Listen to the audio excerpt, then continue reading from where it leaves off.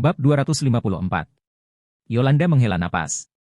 Di masa lalu, ketika keluarganya masih kaya, bibinya akan datang untuk meminjam uang dari mereka. Dan mereka akan meminjamkannya padanya, bahkan jika itu 10 juta dolar, mereka tidak memintanya untuk membayarnya kembali. Sekarang, untuk bibinya mengatakan sesuatu seperti ini, itu membuat hati Yolanda tenggelam. Bu, ayo pulang. Yolanda menarik ibunya.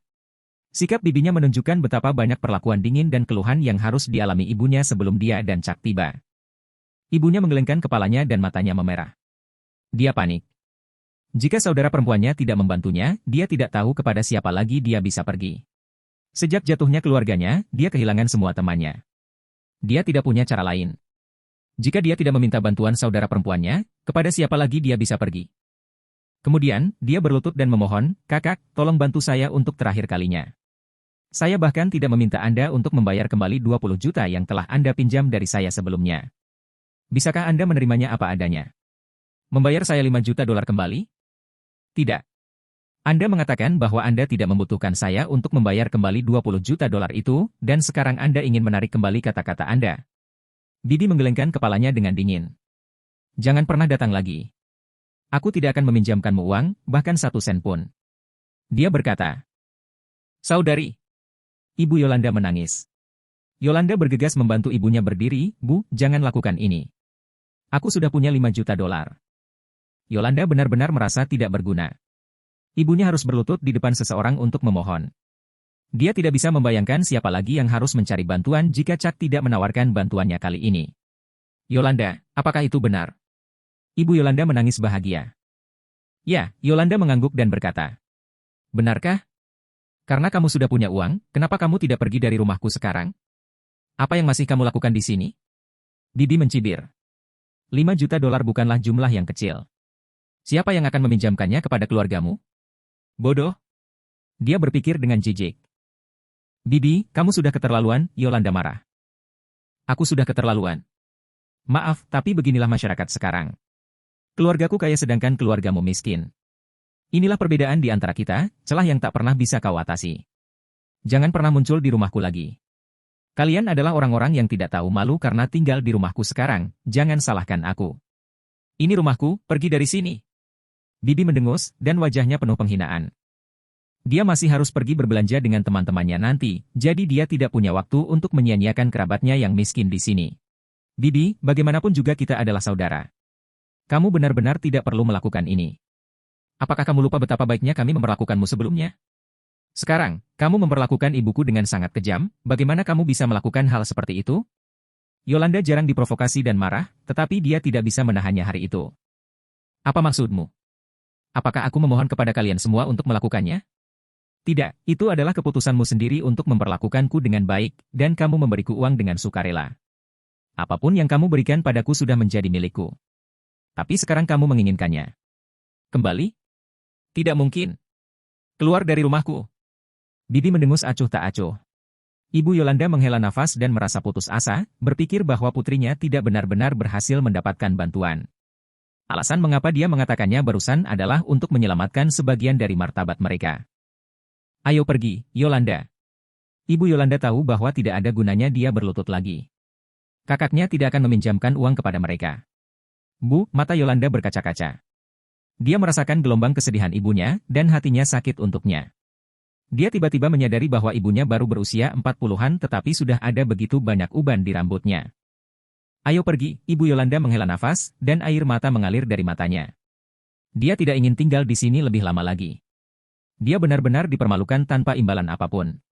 Melihat ibunya putus asa, Yolanda merasa kesal dan ingin menghiburnya. "Oke, Bu. Ayo pulang," kata Yolanda. "Pergi sekarang, aku ada urusan belanja dengan teman-temanku, dan kamu sudah menunda waktuku. Jika kamu berani datang lagi lain kali, aku akan menendangmu keluar." Bibi kemudian melanjutkan dengan nada dinginnya sambil menatap tanah di lantai, merasa jijik. "Apakah kamu tidak melihat permadani yang mahal? Apakah kamu tidak tahu aturannya? Berjalan seperti itu, siapa yang mengizinkanmu masuk dengan kotoran itu? Di bawah kakimu. Lihat saja betapa kotornya permadaniku. Sangat kotor." Bibi memarahi dengan marah.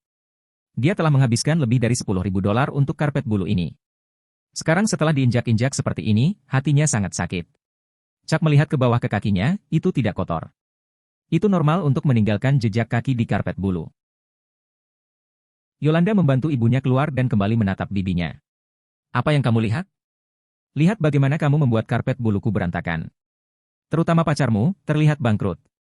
Jangan masuk ke rumahku lagi. Pergi jongkok di luar. Apakah ini tempat untuk masuk sesukamu? Dasar bajingan. Keluar sekarang, atau aku akan memintamu untuk membayarnya. Tapi melihat penampilanmu, sepertinya kamu tidak mampu membelinya. Bibi menatap Chuck dengan ekspresi jijik di wajahnya. Dia pikir dia siapa?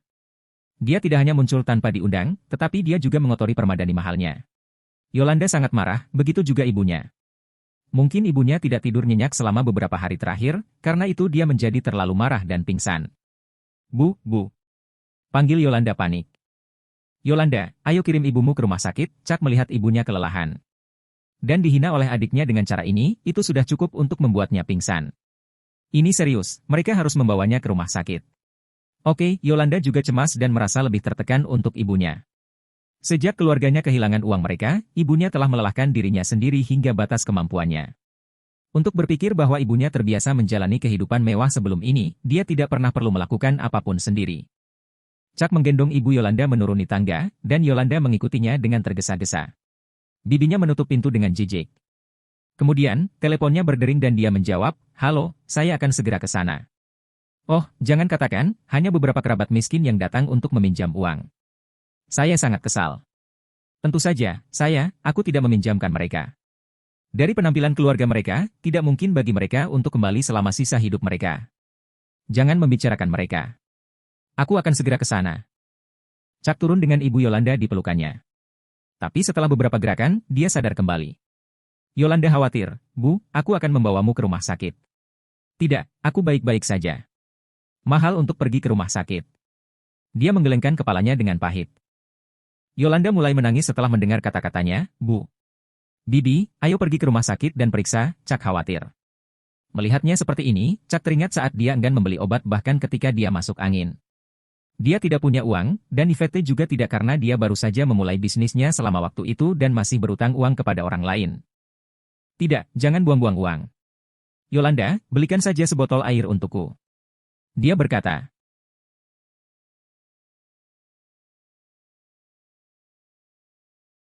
Chuck membantu ibu Yolanda duduk di kursi di terminal bus. Wanita itu memandang Chuck dan bertanya, "Apakah kamu?" Yolanda tahu karakter ibunya. Jika dia mengatakan dia tidak ingin pergi, maka dia pasti tidak akan pergi. Oleh karena itu, Yolanda bergegas ke pinggir jalan untuk membeli air. Chuck membantu ibu Yolanda duduk di kursi di terminal bus. Wanita itu memandang Chuck dan bertanya, "Apakah kamu pacar putriku?" Chuck merasa malu. Tentu saja, dia tidak. Yolanda adalah tipe wanita yang kuat dan mandiri, dan dia mungkin bahkan tidak berniat untuk mencari pacar. "Terima kasih telah bersedia kembali bersamanya dalam keadaan seperti itu," desahnya, penuh dengan emosi yang campur aduk. Itu adalah cinta sejati setelah kesulitan, dan dia merasa puas bahwa putrinya telah menemukan pacar seperti dia. Menurutnya, Chuck sepertinya cocok untuk putrinya. Tetapi pada saat yang sama, dia merasa bersalah karena situasi keluarganya saat ini. Jika itu anak laki-laki lain, mereka pasti sudah pergi sejak lama. Di sisi lain, Chuck tampak seperti pria yang hebat. Chuck malu mendengarnya. Dia hanya datang ke sini untuk menemani Yolanda menyelesaikan masalah. Lagi pula, Yolanda sangat sibuk di sana. Plaza dan sebidang tanah baru yang dia beli membutuhkan seseorang untuk ditangani. "Bibi, hanya itu yang harus kulakukan," kata Chuck. "Tidak, anak muda, kamu adalah orang yang baik. Ngomong-ngomong, sudah berapa lama kamu bersama putriku?" Dia sedikit berharap. Chuck merasa itu memalukan dan merasa menyesal jika dia mengatakan bahwa mereka bukan kekasih. Jadi, dia hanya bisa menjawab, "Beberapa bulan." "Beberapa bulan?" Ibunya bingung. "Ya, beberapa bulan." "Jangan khawatir, Bibi. Yolanda sudah mendapatkan uangnya." "Uang?" Dia menghela nafas, "Putriku selalu bijaksana sejak dia masih kecil. Pengeluarannya di perguruan tinggi dan uangnya diperoleh melalui pekerjaan paruh waktu, namun dia akan memberikannya kepadaku setiap tahun. Dia benar-benar mampu, tetapi 5. Menurutnya, Yolanda hanya mengatakan bahwa dia mendapatkan uang hanya untuk menjaga martabat mereka berdua. Tapi, bagaimana mungkin dia bisa mendapatkannya? Dia menghela nafas lagi. Benar saja, warna asli hanya terlihat setelah jatuh. Seseorang memberikannya padanya. Chuck tidak mengatakan bahwa itu dari dia. Tidak perlu, selama itu cukup untuk menyelesaikan masalah. Berikan padanya. Ibu Yolanda khawatir putrinya mengambil jalan yang salah. Meskipun dia percaya pada putrinya sendiri, dia dipaksa oleh situasi itu. Apalagi yang bisa dilakukan putrinya? Anak muda, katakan padaku, siapa yang memberi putriku uang? Ibunya bertanya dengan cemas. Seharusnya dia tidak menanyakan hal ini pada Chuck karena akan menimbulkan masalah dalam hubungannya dengan Yolanda. Tapi siapa lagi yang bisa dia tanyakan selain Chuck? Bab 255. Karena ibunya sangat ingin mengetahuinya, Chuck berpikir untuk mengakui bahwa itu adalah dia. Lagi pula, itu bukan masalah yang tidak enak dilihat. Sebagai pacar Yolanda, bukan masalah besar baginya untuk memberi pacarnya $5 juta untuk dibelanjakan. Bibi. Segera setelah Chuck mengucapkan sepatah kata pun, sebuah BMW melaju keluar dari area perumahan tempat mereka berada sebelumnya. Jendela mobil diturunkan, dan Bibi Yolanda yang memakai riasan tebal. Dia memandang Chuck dengan jijik. Dia bahkan tidak punya mobil? Apa orang miskin? Berhenti memanggilku, aku akan segera ke sana. Kerabat yang malang itu masih berlama-lama di pintu masuk. Apa yang mereka lakukan? Mereka sedang menunggu bus. Bagaimana mereka bisa membeli mobil? Baiklah, datang, datang. Kata Bibi Yolanda melalui telepon sambil menginjak pedal gas dan pergi. Ibu Yolanda melihat ini dan menghela nafas berulang kali. Disebut kerabat, jika menyangkut uang, bahkan saudara perempuanmu sendiri akan menentangmu. Kamu tahu, aku dulu membantu menghidupi keluarga mereka. Bibi, jangan sedih. Chuck bisa berhubungan dengan itu. Ketika dia di sekolah, dia terus-menerus dipandang rendah, itu sebabnya Chuck bisa mengerti bagaimana rasanya. Namun, ketika sampai pada hal ini, Chuck bertanya-tanya apakah ibunya memiliki saudara perempuan atau kerabat lainnya. Chuck tidak tahu banyak tentang ini. Mungkin ada beberapa sepupu yang tidak dia ketahui. Chuck selalu ingin memiliki sepupu. Tentu saja, Bibi Logan tidak dianggap sebagai sepupu kandungnya. Itu adalah keputusan Bibi Logan sendiri untuk mengambil ibunya sebagai kakak perempuannya, mereka tidak memiliki hubungan darah. Ibu Yolanda menghela nafas berat dan merasa sangat sedih. Namun, dia juga memikirkannya. Dia telah menikmati kehidupan yang mulia di masa lalunya, dan itu bukan masalah besar jika dia harus melanjutkan sisa hidupnya seperti ini. Pada saat ini, Yolanda kembali dengan sebotol air. Bu, minum air. Bibi menyesapnya dan berkata, Yolanda, ayo pulang sekarang. Oke, Yolanda ingin melihat ayahnya juga. Dia pasti merasa sangat bersalah, dan ibunya juga butuh istirahat. Setelah beberapa saat, bus datang, dan mereka bertiga menaikinya. Untungnya, kali ini tidak banyak orang di dalam bus dan mereka bertiga memiliki tempat duduk. Yolanda, pacarmu memiliki karakter yang baik. Kata Ibu Yolanda. Yolanda tersipu, menggelengkan kepalanya dan berkata, Bu, kamu salah paham, dia bukan pacarku. Apa maksudmu dia tidak? Apakah kamu mencoba menyembunyikan ini dariku? Dia baru saja mengatakan bahwa dia telah bersamamu selama beberapa bulan. Mengapa kamu menyangkalnya? Bu, dia benar-benar tidak. Yolanda tidak berdaya. Dia melirik Chuck, yang duduk di belakangnya dan merasa bersyukur di dalam hatinya. Dia tidak memandang rendah kita, namun kamu masih tidak mau mengakui dia sebagai pacarmu. Ibu Yolanda sedikit marah. Bu, baiklah. Dia, apakah itu cukup bagus? Jawab Yolanda. Karena dia pernah berpura-pura menjadi pacar Chuck, ini bukan apa-apa. Ayahmu telah ditipu dengan begitu banyak uang kali ini. Apa yang harus kita lakukan? Bibimu tidak mau meminjamkan uang kepada kami, dan kami tidak dapat menemukan orang lain untuk membantu. Apa yang harus kami lakukan? Ibu Yolanda bergumam ketika dia memikirkannya, dia tampak khawatir dan matanya berkaca-kaca lagi. Apa yang harus mereka lakukan? Jauh di lubuk hatinya, dia khawatir sakit. Bu, aku benar-benar berhasil meminjam uang. Dia yang meminjamkannya padaku, Yolanda menunjuk ke arah Chuck. Apa? Pacarmu meminjamkannya padamu? Ibu Yolanda terkejut. Dia berbalik untuk melihat Chuck, dan kemudian menghela nafas dan menggelengkan kepalanya. Yolanda, jangan berbohong padaku. Pacarmu tampaknya orang biasa. Bagaimana dia bisa meminjamkanmu $5 juta? Menurutnya, Chuck berpakaian terlalu biasa. Bagaimana dia bisa memiliki $5 juta sekarang? Yolanda, aku bukan orang yang berprasangka buruk terhadap orang miskin. Selama dia menyukaimu, tidak perlu berbohong padaku. Kata Ibu Yolanda dengan tegas. Bu, dengarkan aku. Dia sangat kaya, dan dia milikku. Yolanda tersenyum. Bagaimana bisa ibunya berkata seperti itu? Apakah Chuck terlihat terlalu biasa? Dia melihat kembali ke arah Chuck, yang memiliki rambut licin alami dan fitur wajah yang tampan. Dia adalah pria yang tampak baik, dan dia memiliki tatapan percaya diri di matanya. Bagaimana orang miskin memiliki kepercayaan diri seperti itu? Tapi sebelum dia bisa menyelesaikan kata-katanya, ponsel ibunya berdering. Dia mengeluarkan ponselnya dan berkata, "Ini ayahmu." Dia menjawab telepon dan panik segera setelah itu. Dia menutup telepon dan menangis, "Yolanda, ayahmu telah ditangkap oleh orang-orang itu. Mereka ingin dia membayar sekarang atau mereka akan memotong tangannya." Yolanda juga kaget. "Apa? Bagaimana ini bisa terjadi? Apakah mereka berhutang riba?" Yolanda cemas, "Bu, di mana ayah?" "Di pinggiran kota." "Apa yang harus saya lakukan? Apa yang harus saya lakukan? Dari mana saya harus meminjam uang sekarang?" Ibu Yolanda merasa putus asa. "Itu 5 juta dolar, dari mana dia harus meminjamnya?" "Bu, tidak apa-apa. Aku akan mengurusnya. Ayo kita pergi ke ayah dulu. Jika kita terlambat, sesuatu yang buruk mungkin terjadi padanya." Yolanda memaksa dirinya untuk tenang. Oke, Ibu Yolanda memutuskan, mereka harus menyelamatkan diri terlebih dahulu. Jika mereka tidak bisa melakukannya, kematian akan menjadi jerami terakhir yang memaksa mereka keluar. Yolanda berdiri dan berlari ke Chuck. "Chuck, ayahku, ayahku. Apa yang terjadi dengan paman?" Chuck terkejut. Yolanda hampir menangis. "Ayah saya ditawan sekarang, dan mereka meminta uang. Kalau begitu cepat dan bayar mereka." Chuck berdiri. "Ini bukan lelucon. Jika dia berutang jutaan dolar kepada mereka, siapa yang tahu apa yang akan mereka lakukan karena marah?" "Tidak apa-apa. Aku akan pergi denganmu."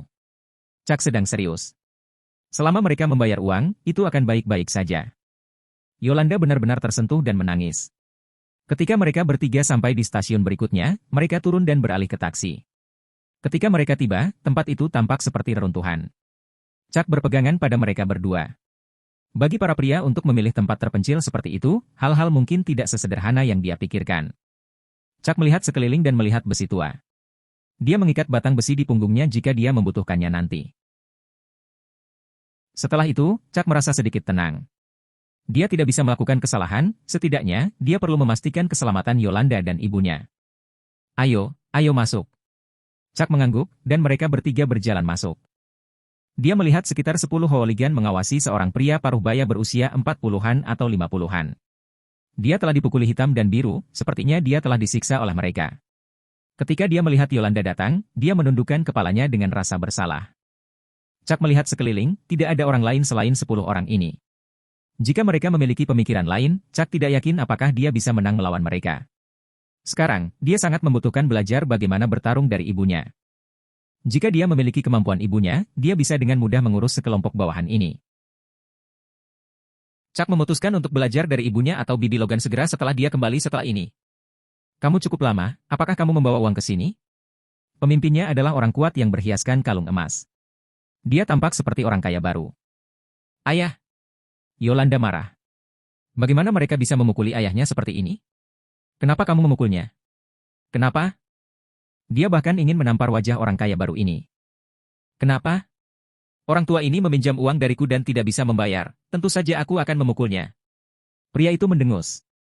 "Apakah kamu membawa uang itu? Jika tidak, aku akan memotong salah satu jarinya sekarang." "Tidak." Ibu Yolanda menangis dan berlari. Dia terlalu lelah dan tidak tahan dengan pemandangan seperti itu. "Ini uangnya. Ambil kartuku." Yolanda mengeluarkan kartu itu dan menatapnya tajam. Ibu Yolanda gugup. Apakah putrinya benar-benar punya uang? Dia menatap Chuck lagi dan menghela nafas. Chuck tidak terlihat seperti seorang baler. "Hei, dari mana kamu mendapatkan uang itu? Apakah kamu menjual dirimu sendiri?" Pria kuat itu menatap Yolanda dengan penuh minat. Tentu saja, dia mengenal Yolanda. Kalau tidak, mengapa dia meminjamkan uang itu kepada orang tua ini? Tidak tahu malu. Yolanda menatapnya. "Aku sudah membayarmu kembali. Sekarang, lepaskan ayahku segera." Pria kuat itu menoleh. Salah satu bawahannya datang dan mengambil kartu itu, tetapi dia tidak lupa untuk menyentuh telapak tangan Yolanda. Bawahan ini membuat jantungnya berdebar kencang, dia belum pernah melihat wanita cantik seperti itu. Para wanita di klub-klub yang dia datangi bukanlah tandingan Yolanda. Jadi, wajar jika dia tidak ingin melewatkan kesempatan ini. Yolanda mengerutkan kening, dan Chuck melihatnya. Dia langsung marah dan datang untuk menampar bawahan ini. Bawahannya adalah pria kurus. Bagaimana dia bisa bertahan dari tamparan Chuck? Setelah menerima tamparan, dia jatuh ke tanah. FCK Yul, bawahan itu kesal. Dia bangkit dan matanya melemparkan belati ke arah Chuck. "Jaga tanganmu." Chuck tanpa ekspresi saat dia meludah. Orang yang begitu kotor benar-benar ditakdirkan untuk menjadi bawahan selama sisa hidupnya. Siapa bocah ini? Kamu berani memukul anak buahku? Mata pemimpin itu dingin. Bagaimana dia bisa menjadi bos jika dia tidak membela anak buahnya ketika mereka dipukuli? Aku bukan siapa-siapa. Jika bawahanmu tidak tahu aturannya, aku akan mengajarinya atas namamu. Ambil uangnya dan biarkan dia pergi. Tatapan Chuck tajam saat dia berbicara, yang membuat pria kuat itu mengerutkan kening. Ambil uangnya dulu. Perintah pria itu. Bawahan itu enggan, tetapi dia harus menggesek kartunya terlebih dahulu. Setelah memastikan bahwa memang ada 5 juta dolar di dalamnya, dia mengangguk. Pemimpin itu menatap Yolanda secara tak terduga dan tersenyum. 5 juta dolar? Sepertinya kamu benar-benar menjual dirimu sendiri. Bagaimana menurutmu? Apakah kamu tertarik untuk menghabiskan malam bersamaku?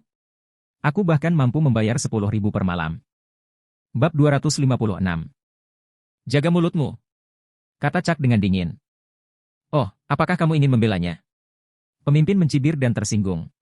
Beberapa bawahan segera berkumpul di sekitar Chuck. Biarkan dia pergi sekarang. Ekspresi Chuck tidak berubah. Biarkan dia pergi. Pemimpin itu mencemooh, 5 juta dolar dibayar, tetapi bagaimana dengan bunganya? 100.000 dolar per hari, dan dia telah meminjamnya selama 15 hari. Di mana sisa 1,5 juta dolar? Bayar. Kamu. Yolanda marah. Ibu Yolanda tercengang. Apakah benar-benar ada 5 juta dolar di kartu putrinya? Jika kamu tidak membayar, ayahmu masih tidak akan bisa pergi hari ini. Pemimpin itu mendengus. Kemudian, dia menoleh ke Yolanda dan menyeringai, tentu saja, jika kamu ingin menemaniku selama beberapa malam, tidak ada salahnya aku memberimu diskon. Haha. Kamu tidak tahu malu. Yolanda marah karena marah. Dia tidak menyangka akan menjadi seperti ini. Dia telah menuntut 1,5 juta lagi. Chuck menariknya ke belakang. Kau tidak akan membiarkannya pergi, kan? Chuck menatap orang-orang ini. Seperti yang diharapkan, orang-orang ini akan benar-benar bermain trik. Mereka telah mengumpulkan 5 juta dolar, tetapi sekarang mereka meminta saham 1,5 juta dolar?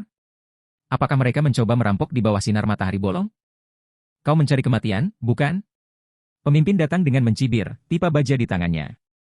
Wajahnya penuh dengan niat membunuh, dan bawahan lainnya berkumpul di sekelilingnya dengan tatapan tajam. Pergi ke neraka. Chuck meraih batang besi yang dia ikat di belakang punggungnya dan mengayunkannya. Ah! Ketika dia memukul kepala pemimpin, darah langsung menyembur dari lukanya. Kemudian, dia jatuh ke tanah dengan ekspresi terkejut. Dia dipukuli? Kamu. Pergi, hancurkan dia. Cabut dia. Pemimpin itu sangat marah, dia belum pernah dipukuli seperti ini sebelumnya. Bawahan lainnya juga tercengang, lalu mereka maju ke depan di bawah komandonya. Yolanda, bawa paman dan bibi pergi, teriak Chuck. Dia seharusnya tidak ragu-ragu sekarang, dan dia menendang ke depan. Salah satu bawahan memegang perutnya kesakitan dan jatuh ke tanah, berteriak. Chuck tidak menahan sama sekali. Bagaimana bisa seorang pria kurus menahan tendangan yang begitu berat? Itu dianggap dilakukan dengan baik baginya untuk tidak pingsan. Namun, ketika 7 hingga 8 dari mereka mulai memukuli Chuck dengan pipa baja, masih terlalu sulit baginya untuk menanganinya sendiri. Setelah dipukuli beberapa kali, Chuck juga meringis karena luka-lukanya. Untungnya, dia telah belajar cara bertinju selama beberapa hari, oleh karena itu. Gerakannya juga cepat dan akurat. Dia dipukuli, tetapi 3 lawannya jatuh ke tanah, melolong dengan darah mengalir keluar dari kepala mereka. Cepat, Yolanda! Keluar dulu! Teriak Chuck. Meskipun dia kesakitan, dia bersemangat setelah beberapa putaran. Dia merasa bahwa pertempuran itu cukup menggembirakan. Yolanda sangat cemas. Dia berlari ke ayahnya dan melepaskan ikatannya, memintanya untuk membawa ibunya pergi. Kemudian, dia mengambil batu di tanah dan pergi untuk membantu Chuck. Dia tidak bisa pergi seperti ini, sementara Chuck berjuang sendirian di sini. Chuck terkejut ketika Yolanda datang. Dia menyerah pada harga dirinya dan mulai membidik area selangkangan pria. Tak lama setelah itu, tangisan dan jeritan nyaring terdengar di reruntuhan. Yolanda melihat seseorang berlari di belakang Chuck dan hendak menyelinap ke arahnya. Dia berteriak dan melemparkan batu di tangannya. Orang ini mengeluarkan seruan kesakitan dan pingsan di tanah. Chuck menghela nafas lega. Dia telah menderita beberapa luka, tetapi dia juga telah melumpuhkan semuanya dalam prosesnya. Chuck berpikir bahwa dia mungkin bisa menjadi ahli dalam pertempuran setelah berlatih dengan ibunya di masa depan. Ceka, kamu baik-baik saja. Yolanda berlari dan melihat Chuck berkeringat di sekujur kepalanya. Chuck baru saja bertarung melawan begitu banyak orang, dan dia juga dipukuli beberapa kali. Pasti sangat menyakitkan. Aku baik-baik saja. Kamu harus keluar dengan cepat, kata Chuck. Dia masih harus berbicara sedikit dengan pemimpinnya, jika tidak, keluarga Yolanda tidak akan memiliki ketenangan pikiran di masa depan. Tidak, bagaimana aku bisa meninggalkanmu ketika kamu membantuku? Yolanda menggelengkan kepalanya. Dia tidak pernah bisa melakukan hal seperti itu. Chuck meliriknya beberapa kali dan berjalan menuju pemimpin itu. Pria itu juga tercengang. Bagaimana semua bawahannya bisa dikalahkan seperti ini? Apa yang kamu inginkan? Dia tergagap saat dia berdiri dengan tangan memegang luka di kepalanya. Chuck menendangnya, dan dia jatuh ke tanah lagi dengan teriakan. Jangan pukul aku, jangan pukul aku. Apakah kamu tahu siapa aku? Chuck berjongkok dan menatapnya dengan dingin. Tidak, aku tidak tahu. Dia menggelengkan kepalanya. Tetapi pada saat ini, tatapan dingin Chuck membuatnya takut. Pada saat ini, dia merasa dirinya sekecil semut di tanah. Jika kamu membuat masalah untuk Yolanda lagi, aku akan memberitahumu siapa aku. Chuck menatapnya dan menghancurkan tongkat besi di tangannya ke tanah. Pemimpin itu ketakutan setengah mati. Dia ketakutan, aku tidak mau lagi. Ingat, jika kamu memprovokasiku lagi, aku akan membantai seluruh keluargamu. Chuck berdiri. Untuk sesaat, sosoknya cocok untuk seorang raja. Yolanda tercengang. Dia belum pernah melihat Chuck bertingkah seperti ini. Bahkan dia merasakan ketakutan yang menjalar. Wajah pemimpin itu menjadi pucat karena ketakutan. Chuck memelototinya untuk terakhir kalinya, lalu menoleh ke Yolanda dan berkata, "Ayo pergi dari sini."